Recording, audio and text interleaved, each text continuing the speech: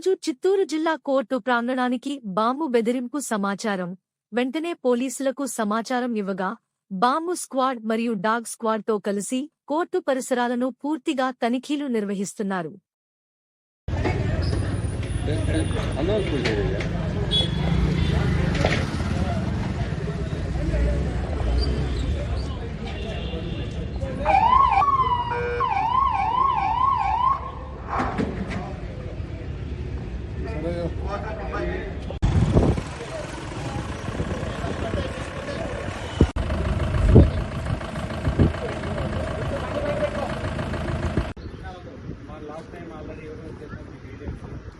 మూడు టీంలు వాళ్ళు కూడా సారోలు వస్తారు.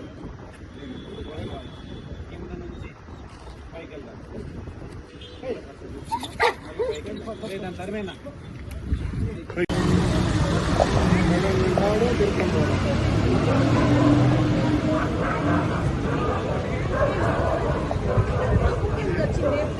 రామ్జీ పథకానికి చీఫ్ కేంద్ర ప్రభుత్వ పథకాలు ప్రజల్లోకి చేరవేయడం ఒక పాత్రికేయులకే సాధ్యమని చిత్తూరు పార్లమెంట్ సభ్యులు దగ్గు మల్ల ప్రసాద్ రావు పేర్కొన్నారు. మంగళవారం చిత్తూరు ప్రభా గ్రాండ్ ఫంక్షన్ హాల్లో ఇన్ఫర్మేషన్ బ్యూరో విజయవాడ వారిచే పాత్రికేయులకు నిర్వహించిన అవగాహన కార్యక్రమంలో ఆయన ముఖ్య అతిథిగా పాల్గొని ప్రభుత్వానికి ప్రజలకు మధ్య పాత్రికేయులు వారధిలాగా ఉపయోగపడాలని ఆయన సూచించారు.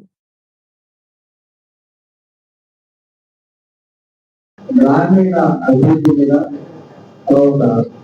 డిస్ట్రిక్ట్ లెవెల్ అభివృద్ధి మీద వాళ్ళు కాన్సన్ట్రేట్ చేసి పెట్టేది. ఆ స్కీమ్స్ ప్రజల్లో వెళ్ళాలి. స్కీమ్స్ అయితే ఆచరణ జరుగుతుంది, ప్రజల్లో వెళ్ళడం తక్కువ ఉంటుంది. ఏం జరుగుతుందనే విషయం పత్రికల ద్వారా వెళ్ళడం, ఈ విధమైన ప్రోగ్రాం ద్వారా వెళ్తే ఇంకా ఎక్కువ ప్రజల్లో పెరుగుతుంది. వాళ్ళకి రావాల్సిన వాళ్ళకి వస్తున్న బెనిఫిట్స్ అయితే రావాల్సిన ఏదైనా కూడా పత్రికల ద్వారా ఉద్దేశంలో పెట్టారు. థ్యాంక్ యూ అండి. డిస్ట్రిక్ట్ అవేర్నెస్ ప్రోగ్రామ్ తీసుకోవడానికి చాలా దోహదపడుతుంది. అట్లాగే జీవనాంశి గురించి మన గోపిగా చెప్పారు. దాన్ని విస్తృతంగా ఎక్స్ప్లెయిన్ చేశారు. దాంట్లో నా డౌట్స్ అన్ని తీరిపోయింది అనుకుంటున్నాను. అలాగే దీన్ని మీరు పత్రికల్లో రిపోర్ట్ చేసిన తర్వాత మీడియాలో ప్రజల్లోకి తీసుకెళ్ళాలి. ప్రజల్లోకి ఉన్న సంశయాలు ఏవైతే ఉన్నాయో ఇవన్నీ తీరుకోండి అని నేను ఆశిస్తున్నాను. దీంట్లో అయితే ఈ దేశంలో ఉన్న రూరల్ డెవలప్మెంట్, గ్రామీణ అభివృద్ధికి సంబంధించిన అన్ని విషయాలు దీనిలోకి తీసుకొచ్చారు. నేను డబ్బులు దేన్ని కూడా తీసుకొచ్చారు. తర్వాత టెక్నాలజీ తీసుకొచ్చారు. మోడర్న్ లో వచ్చిన రెన్యూబుల్ ఎనర్జీ కూడా తీసుకొచ్చారు. తర్వాత వాటర్ సెక్టర్ డెవలప్మెంట్ కోసం కూడా ఇంప్రూవ్ చేశారు.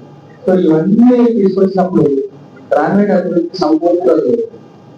సో వాటన్నిటినీ కూడా అది కుల కష్ట ఎక్స్ప్లెయిన్ చేశారు. అలాగే ఈ జీవన గురించి మాట్లాడుతున్నాము. నాకు చిన్న డౌట్ ఉంది, ఎప్పటి నుంచో ఉంది.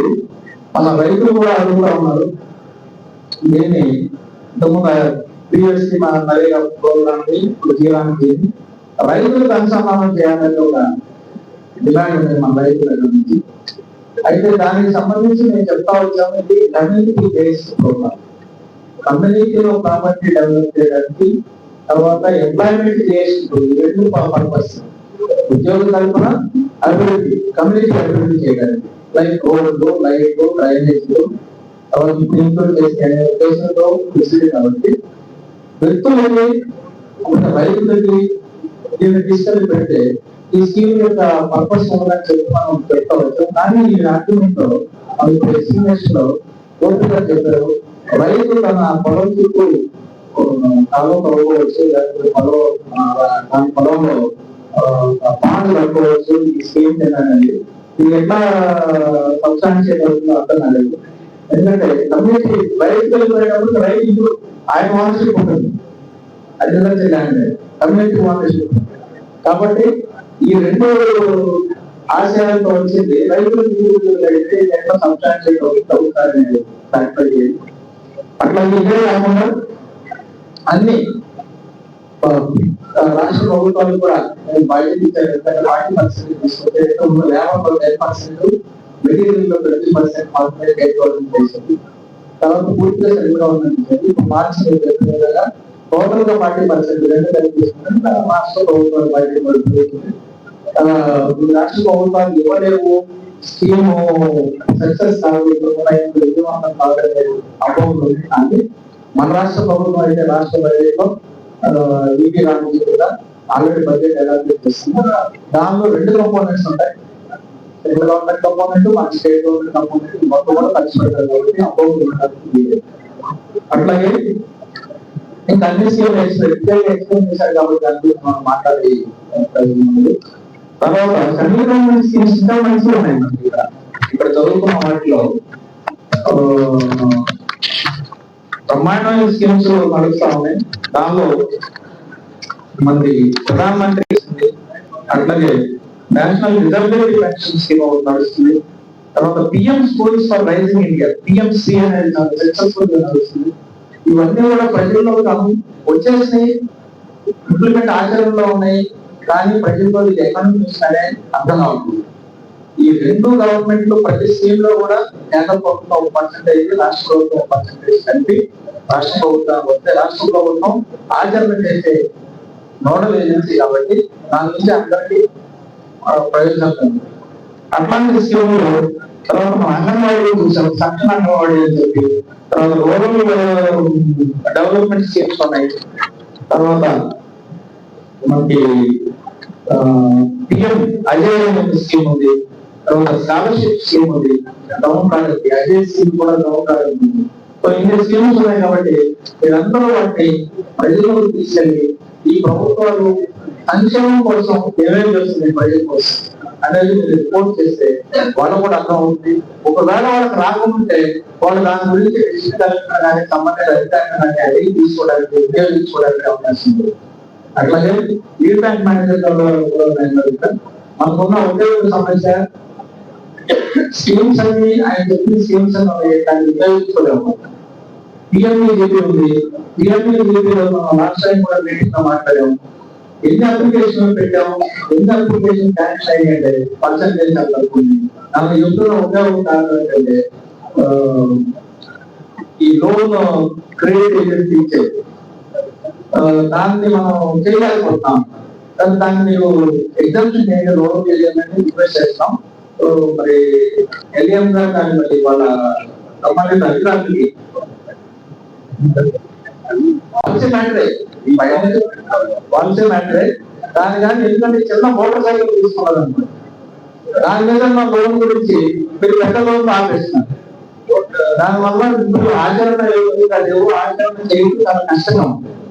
సో దాని కానీ మీరు మాట్లాడుతున్న కూడా తెలిపి దాని రేటింగ్ దాని పరిగణలో తీసుకోకపోతే అందరూ వినియోగించుకోవడానికి వీలవుతుంది.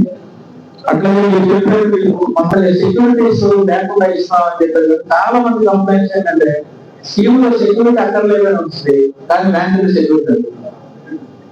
ఇట్లాంటి ఇండివిజువల్ కేసు ప్రజాప్రతినిధుల దగ్గర కానీ కలెక్టర్ దగ్గర ఒక కేసు 2 కేసులు చదవగలుగుతారు.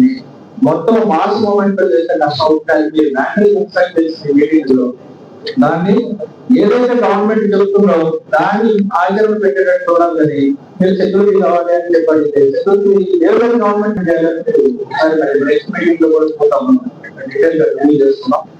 సో ఇవన్నీ మీరు అంతా మన గోపికలు డీటెయిల్ గా ఎక్స్ప్లెయిన్ చేసాము. నేను కూడా నోట్ చేస్తున్నాను. అంతకుముందు యాక్ట్ చదివామంటే రెగ్యులర్ గా చదివాము, ఇంకా డీటెయిల్ గా అడిగారు. సో ఈ సంఖ్యలో ఉన్న అన్ని చేసుకోవచ్చు. సో మనం ఏ విధంగా చేయొచ్చు, సో అన్ని ఉపయోగించుకుంటారని ఆశిస్తూ ఒకసారి పురస్కారం చెప్తూ మీ అందరికీ ధన్యవాదాలని ప్రజలు వచ్చి మా వాళ్ళందరికీ అనలైజ్ చేసినందుకు thank you very much. So మీరు అక్కడ రిపోర్ట్ చేస్తారని ఆశిస్తున్నాను. Mouthpiece of government of India, government of ఇండియాకి మీకు స్టేట్ కి అయితే మనకి ఐఎన్ పేరు ఉంటుంది. అలాగే గవర్నమెంట్ ఆఫ్ ఇండియాకి on the same lines PIB, minister of ఐఎన్బిలో పిఐబి క్రూషియల్ రోల్ ప్లే చేస్తుంది. సో పిఐబి ద్వారా మీకు తెలిసిందే మనం వేరియస్ యాక్టివిటీస్ చేస్తున్నాం. ప్రెస్ రిలీజ్ ఇవ్వడం కానీ గవర్నమెంట్ నుంచి ప్రతి డిపార్ట్మెంట్, గవర్నమెంట్లో ఏ డిపార్ట్మెంట్ అయినా ఆఫీషియల్ గా ఇన్ఫర్మేషన్ కావాలంటే మీ పిఐబి జీవిత బీమా సౌకర్యాన్ని మనం పొందవచ్చు. అట్లాగే అప్ టు 70 ఏళ్ళ వరకు మనకి ప్రమాద బీమా సౌకర్యాన్ని కూడా కేవలం 20 రూపాయలకు మాత్రమే మనకి సెంట్రల్ గవర్నమెంట్ వాళ్ళు ఇవ్వడం జరుగుతుంది. ఇవన్నీ కూడా మీరు మీ నియర్ బై మీకు ఆల్రెడీ బ్యాంకింగ్ అకౌంట్స్ ఎక్కడ ఉంటాయి అక్కడ నుంచే మీరు అవైల్ చేసుకోవచ్చు. అదేవిధంగా మనకి 60 సంవత్సరాల తర్వాత ఎవరికైతే పెన్షన్ అనేది ఒక 60 మనం పని చేయలేం, పనిచేసే అవకాశం లేదు, మనకి అట్లాగే ఇన్కమ్ జనరేషన్ కెపాసిటీ తగ్గిపోతుంది. కాబట్టి ఇట్లాంటి వాళ్ళ కోసం అటల్ పెన్షన్ యోజన అనే స్కీమ్ కూడా కేంద్ర ప్రభుత్వం ఇంట్రడ్యూస్ చేయడం జరిగింది. ఈ స్కీమ్లో భాగంగా మనం ఏం చేయాలంటే 18 ఏళ్ళ నుంచి 40 ఏళ్ళ వరకు ఉన్న వ్యక్తులు ఎవరైనా సరే ఈ స్కీమ్లో ఎన్రోల్ చేసుకోవచ్చు. దీంట్లో మన మంత్లీ ప్రీమియం మన పెన్షన్ కోసం మనమే ముందుగా చెల్లించడం జరుగుతుంది. ఎప్పుడైతే మనకు 60 ఏళ్ళు మనకి వస్తాయో ఆ రోజు పక్క నిర్వహించే మనకి గవర్నమెంట్ వాళ్ళు 1000 రూపాయల నుంచి 5000 వరకు మినిమం పెన్షన్ మనకు అందించడం జరుగుతుంది. ఇది కూడా చాలా మంచి స్కీము. కాకపోతే ప్రజల్లోకి ప్రజల్లోకి సరిగ్గా వెళ్ళలేని గురించి కూడా మీరు విరివిగా కనుక పబ్లిసిటీ చేయగలిగితే అది ఎంతో ఉత్తమమైన స్కీమ్.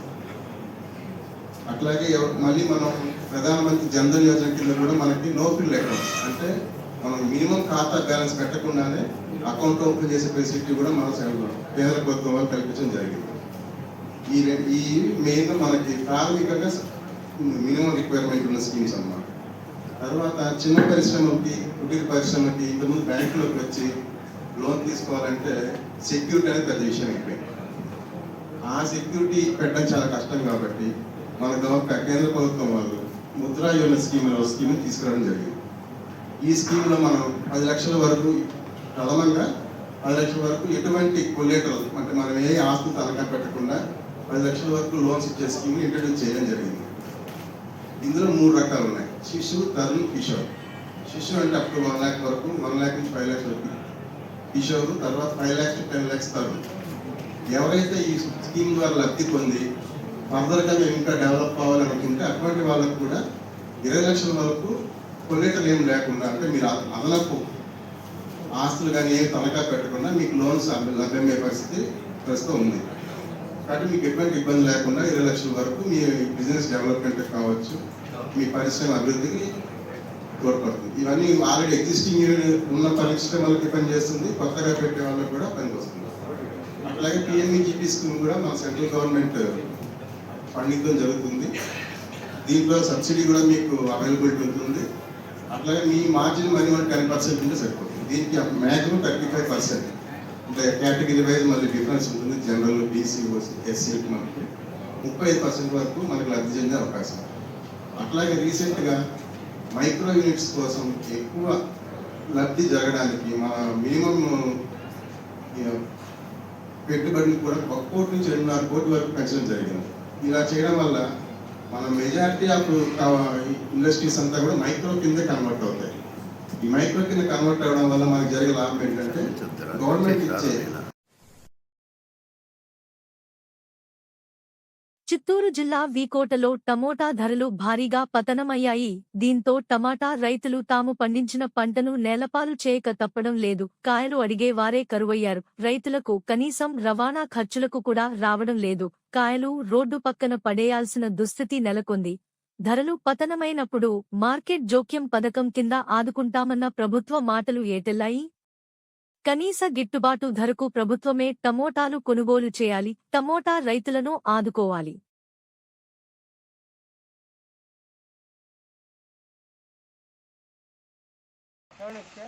అన్ని టోటల్ అన్నిటికీ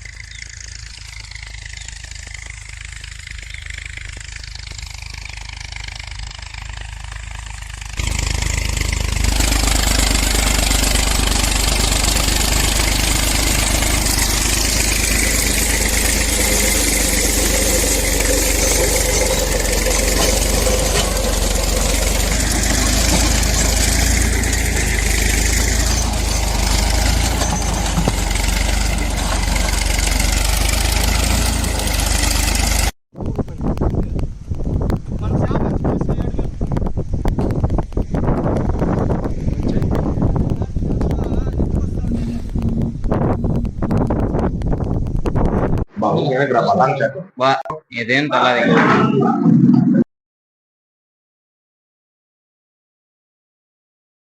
చిత్తూరు జిల్లా చిత్తూరు నగరపాలక సంస్థ పరిధిలో ఉన్న 11వ డివిజన్ అరుల్పురంలో పన్నీరు సెల్వం అనే వ్యక్తి విదేశీ నిధులు తీసుకొచ్చి తమకు కొంత భూమిని అప్పగిస్తే వృద్ధాశ్రమము లాంటివి నిర్మిస్తానని కల్లబులి మాటలు చెప్పి గ్రామస్తులతో పాటు తన సొంత తమ్ముడిని మేనల్లుని కూడా మోసం చేశాడని మంగళవారం చిత్తూరు ప్రెస్ క్లబ్లో బాధితులు పెద్ద సంఖ్యలో పాల్గొని తమ స్థలం తమకు అప్పగించే విధంగా అధికారులు చర్య తీసుకోవాలని మీడియా ద్వారా వారి గోడు విన్నవించుకున్నారు. ఈ సందర్భంగా వారు మాట్లాడుతూ బంధువుల ఇళ్ల స్థలాలు కాకుండా గ్రామస్తుల ఇళ్ల స్థలాలు చివరికి సిఎస్ఏ చర్చకు సంబంధించిన ఈస్టర్ కొండను కూడా ఆక్రమించుకున్నాడని వెంటనే అధికారులు ఆయనపై చర్య తీసుకోవాలని వారు డిమాండ్ చేశారు. శిఖామణి కొడుకులు 7గురు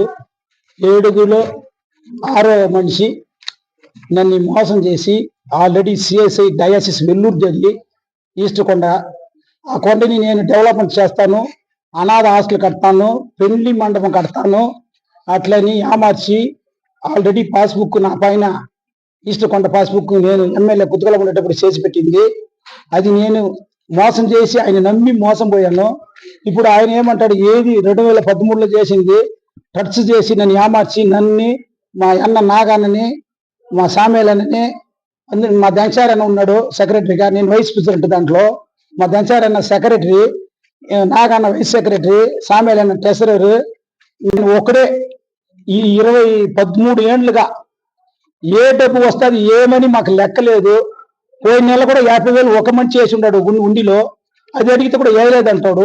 మన అడిగితే ఈ పొద్దు తెల్లారి కొట్టేదానికి ఆయన ఇన్బ కొడుకులు చంద్రశేఖర్, రాజన్ బాబు అండ్ పన్నీర్ సెల్వం యోగలత, శని సాన్ రాలేదు. వాళ్ళు ఫోన్లో చెప్తా ఉన్నారు, వీళ్ళకు కొడతా ఉన్నాడు. మళ్ళీ అలెగ్జాండర్ పిల్లలు ఈడే ఉన్నాడు. ఈ శని మట్టుకు మెయినాడా, ఆ శని ఆడ నుంచే ఫోన్లో డీలింగ్ చేస్తాడు, బెంగళూరు నుంచే చేసి ఏమైనా చేయండి నేను డబ్బు పంపిస్తానంటాడు.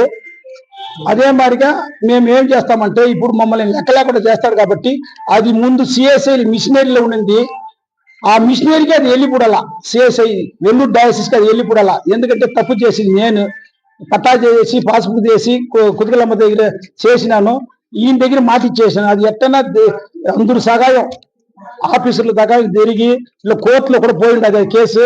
కోర్టులో కూడా న్యాయం జరగాల, జడ్జి దగ్గర దేవుడు మాట్లాడాలా. ఇది మంది కాదు, పక్కన సిఎంసి వేరే ఉంది, సిఎంసికి సంబంధపడిందే ఈ కొండ. వీనికి తనిపట్టి ఇండివిజువల్ కాదు అంటే ఆఫీసర్లు కానీ దీన్ని గవర్నమెంట్ కానీ జడ్జి కానీ దీన్ని న్యాయం చేసి మాకు న్యాయం చేయాలని కోరుకుంటాను.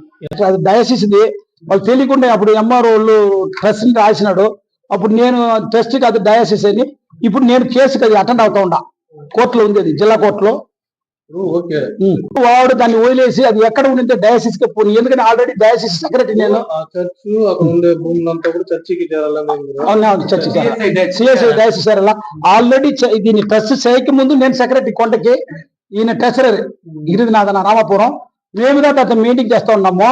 వీడు వచ్చి నేను అమెరికా డబ్బు రప్పిస్తాను, దీన్ని డెవలప్ చేస్తాను, హాస్టల్ అనాథ హాస్టల్ కడతాను, జనాలు ఎంతో మంది ఉన్నారు, తండ్రులు అన్నమయ్యకుండా జనాలు వాళ్ళ ముసలంతా పెట్టుకుంటాను, కొండ పైన పెట్టేస్తాను, ఎట్లా సిఎంసి వస్తా ఉంది అని చెప్పి యామారిపోయినాం. కాబట్టి ఇంక న్యాయం చేయేది అధికారులు కానీ ఎవరు కానీ ఆఫీసర్లు కానీ జడ్జి కానీ ఏమి న్యాయం చేయాలంటే అది ఎక్కడ తెలియకుండా వీటితో కూడా ఉండిన దానికి వాళ్ళు దంచం చేసినారు 10 ఊరోళ్ళు వచ్చి. ఇప్పుడు 10 ఊరోళ్ళకి సహాయం చేయాలి. అరుల్పురం విలేజ్ 1933 தாவீது மாஸ்லாமணி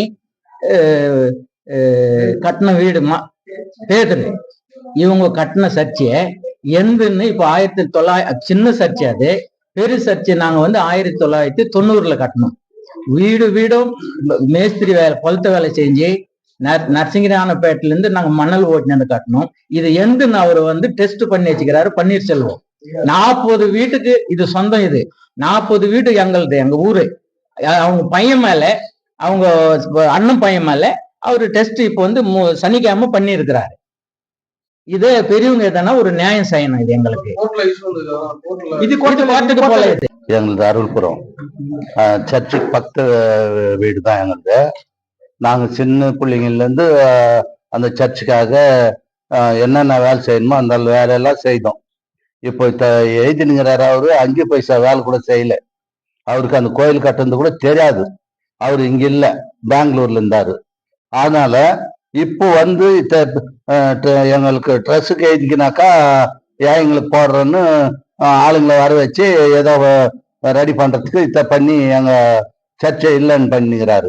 டயசிஸ்காரு எங்களை நீங்க தானே இந்த மாதிரி பண்ணீங்க விட்டீங்க, அதனால உங்களுக்கு இல்லைன்னாரு.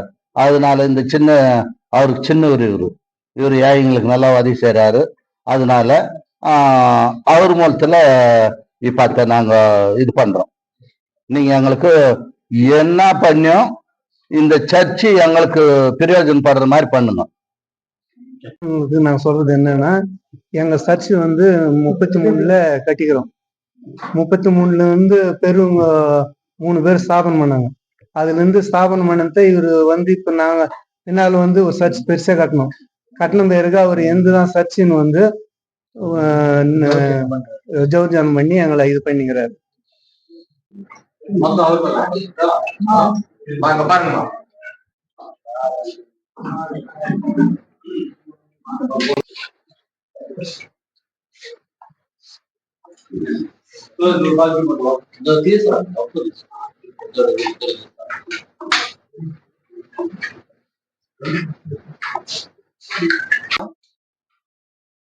என் பேர் ரமீலா.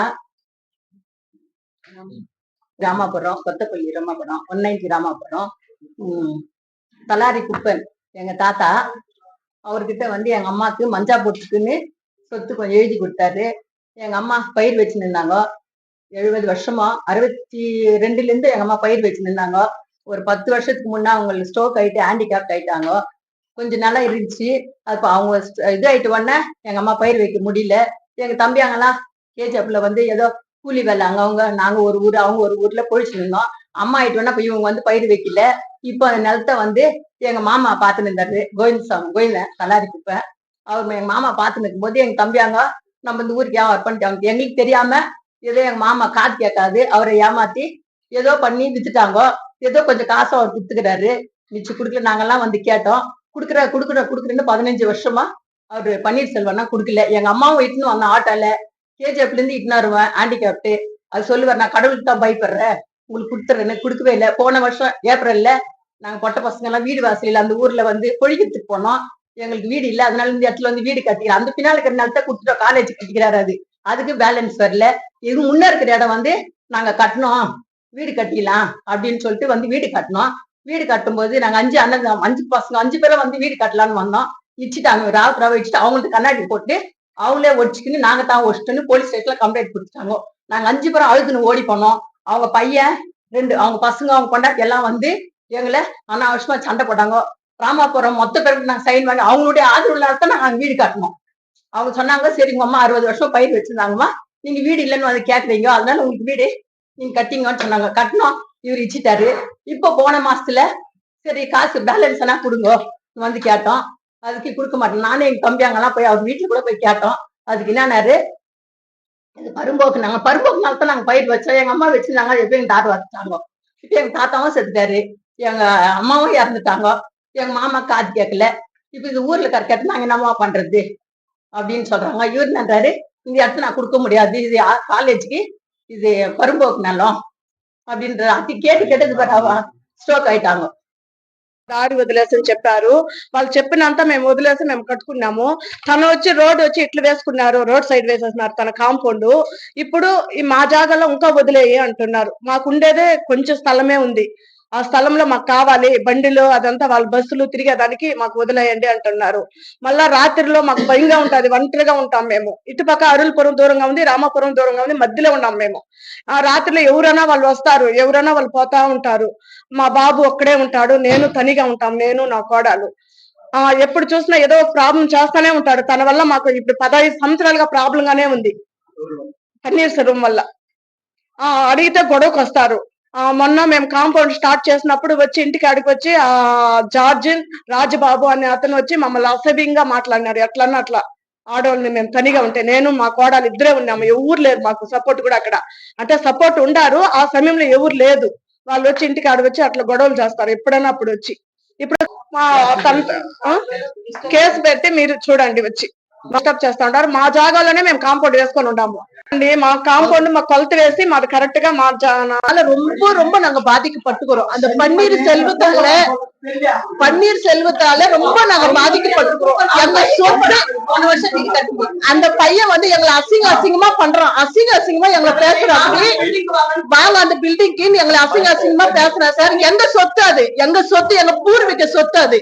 பரம்பரை அது வந்துருக்குது. எங்க கிட்ட எது இல்லைன்னு எங்களுக்கு அடிக்கிறதுக்கு வர்றோம், எல்லாம் செய்யறோம். அந்த பன்னீர் செல்வம் எங்க வீட்டுக்காரர் அந்த நெல்லத்தால வீட்டுக்காரர் உடம்பு சரியில்லாத ஆயிட்டாங்க. எங்க வீட்டுக்காரர் உடம்பு சரியில்லாத இருக்கிறாரு. அந்த நிலம் எப்படியாவது எங்களுக்கு திருப்பி கொடுக்கணும். அதுதான் கெஞ்சி கேட்டுக்கிறோம் சார். எங்களுக்கு வீடு வாசல் இல்லாதுக்கிறோம். நாங்க எங்க நிலம் எங்களுக்கு வேணும் சார். அது ஒட்டி மட்டும் எங்களுக்கு எங்க போனாலும் கவர்மெண்ட்டுக்கு என்னால முடியும், எங்க கவர்மெண்ட்டுக்கு கொடுத்து நான் சாதிக்க முடியும்னு சொல்றான் சார். அவன் உங்களுக்கு கொடுக்கறது நான் கவர்மெண்ட்டுக்கு தான் கொடுத்து நான் சாதிக்கிறேன்னு சொல்றான் சார். நான் உக்கார இடத்துல இருந்து பேனா என்னால வேலை செய்யுதுன்னு சொல்றான் சார். அவன் எங்க நிலத்தை வந்து எங்களுக்கு திருப்பி கொடுக்கணும் சார். ஏமாத்தி காது கேட்காதவர்கிட்ட வந்து ஏமாத்தி சைன் வாங்கிக்கிறான் சார். அவன் எங்களுக்கு இப்ப 3 பொண்ணுங்க 4 ஆம்பளை பசங்க இத்தனை பேருக்கு வீடு வாசல் இல்லாதுக்கிறோம் சார். நாங்க அப்ப எங்களுக்கு என்ன சார் ஆதரவு? அப்ப கவர்மெண்ட் இருக்கிறவங்களுக்கு தான் சப்போர்ட் பண்றாங்க. எங்க போனாலும் எங்களுக்கு செல்லல போன்னு சொல்லி தப்புறாங்க சார். எங்களுக்கு 5 பேரும் அழுது போராடி ஒரு தங்கச்சி பங்கார் பாலத்துக்கு அது சிக்காயிட்டு சுகர் ஹை ஆயிடுச்சுது. அதால வர முடியல. இவன் ஸ்ட்ரோக் ஆயிடுச்சு. இன்னொரு தம்பி உடம்பு சரி. எவ்வளவுதான் எங்களால போராட முடியும் போராடி பார்த்தோம். எனக்கு என்னான்றாரு, உங்களுக்கு கொடுக்க வேண்டிய காசை நான் வேற எங்கன்னா கொடுத்து நானு ஹாஸ்டலுக்கு எடுத்துக்கிறேன்றாரு. நீங்க எல்லாரும் 7 ஊருக்கு நான் கூப்பிட்டு சைன் வாங்கி கூட உங்களுக்கு கொடுக்குறோங்க. எங்களுக்கு தான் எங்க 5 பேருக்கு அந்த இடம் வீடு கட்டுறதுக்கு. అంగన్వాడీ కార్యకర్తల అరెస్టుకు వ్యతిరేకంగా మంగళవారం సాయంత్రం చిత్తూరు మహాత్మా గాంధీ విగ్రహం వద్ద AP anganwadi workers and helpers association జిల్లా అధ్యక్షులు కె ప్రభావతి, జిల్లా ప్రధాన కార్యదర్శి ప్రేమ ఆధ్వర్యంలో నిరసన కార్యక్రమం చేపట్టారు. ఈ సందర్భంగా వారు మాట్లాడుతూ ఈ నెల 2వ తేదీ చలో విజయవాడ కార్యక్రమం చేపట్టి సుమారు 10,000 మందితో శాంతియుతంగా నిరసన కార్యక్రమం చేపడుతుంటే ఉదయం 4 వరకు చర్చలు జరిపి నిర్ణయం తెలియజేస్తామని నిద్రలో ఉన్న అంగన్వాడీ కార్యకర్తలను అరెస్టు చేయడానికి తీవ్రంగా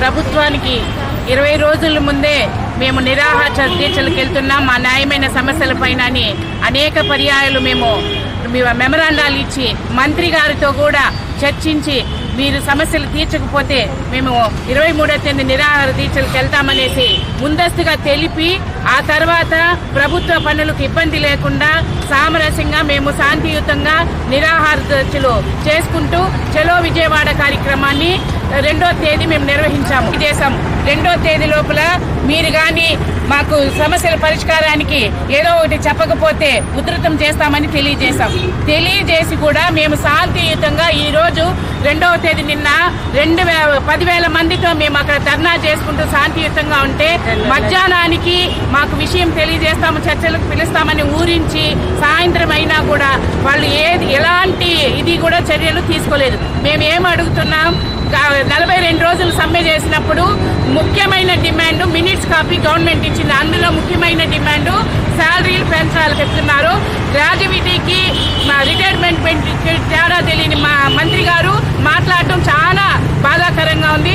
అదేవిధంగా నిన్న టెంట్లో మేము శాంతియుతంగా చేస్తుంటే పిలుస్తామని చెప్పి రాత్రి 10 గంటల వరకు కూడా ఉండి రాత్రి 4 గంటలకు నిద్రపోయే సమయంలో మా అంగన్వాడీ వర్కర్ని అక్రమంగా అరెస్ట్ చేయడం చాలా బాధాకరం. మేము తీవ్రంగా ఖండిస్తున్నాం. అంగన్వాడీ కార్యకర్తలు రాష్ట్ర వ్యాప్తంగా వారి సమస్యలపైన పరిష్కరించాలని, వారి న్యాయమైన డిమాండ్లను పరిష్కరించాలని 23వ తారీఖు నుండి 27 వరకు శాంతియుతంగా కార్యక్రమాలు చేపట్టి ఏ విధంగా అయినా ప్రభుత్వం స్పందిస్తారనుకుంటే స్పందించకపోవడంతో కార్యకర్తలందరూ కూడా చలో విజయవాడ కార్యక్రమం మహాధరణ పిలిపివ్వడం జరిగింది. అందులో భాగంగానే అక్కడ జరిగినటువంటి ఇన్సిడెంట్ అంతా కూడా సంఘటన అంతా కూడా మా రాష్ట్ర నాయకులు ప్రేమ గారు కూడా చెప్పారు. కానీ ప్రభుత్వాన్ని మేము ఒకటి అడుగుతున్నాం, కనీస వేతనం 26,000, గ్రాడ్యుయేట్ ఇవ్వాలా, వేసవి సెలవులు ఇవ్వాలా. ఏదైతే గత ప్రభుత్వం కుదుర్చుకుందో యూనియన్ నాయకుల నుండి ఆ ఒప్పంద మినిట్స్ కాపీని కూడా ఇవ్వకుండా కాలయాపన చేస్తున్నారంటే ఎంత దుర్మార్గమో ఒక్కసారి ఆలోచించాల్సిన అవసరం ఉంది. కూటమి ప్రభుత్వం అధికారంలోకి వచ్చిన తర్వాత మేము అంగన్వాడీ కార్యకర్తలకు న్యాయం చేస్తామని చెప్పినటువంటి కూటమి ప్రభుత్వం ఈరోజు వాళ్ళు న్యాయం అడిగిన దానికి, సమస్యలను పరిష్కరించడానికి దానికి రాత్రిపూట ఈరోజు మీరు ఉన్న పరంగా పోలీసుల యొక్క జులుముతో, పోలీసుల యొక్క బలముతో వాళ్ళని అరెస్ట్ చేయడం, అక్రమ అరెస్ట్ చేయడం ఇది నీచమైన పని. ఇది చూసి తీవ్రంగా ఖండిస్తుంది. భవిష్యత్తులో లాంటి సంఘటన జరగకుండా వెంటనే రాష్ట్ర హైకోర్టును పిలిచి సమస్యని న్యాయమైన డిమాండ్లు పరిష్కరించాలని డిమాండ్ చేస్తున్నాం.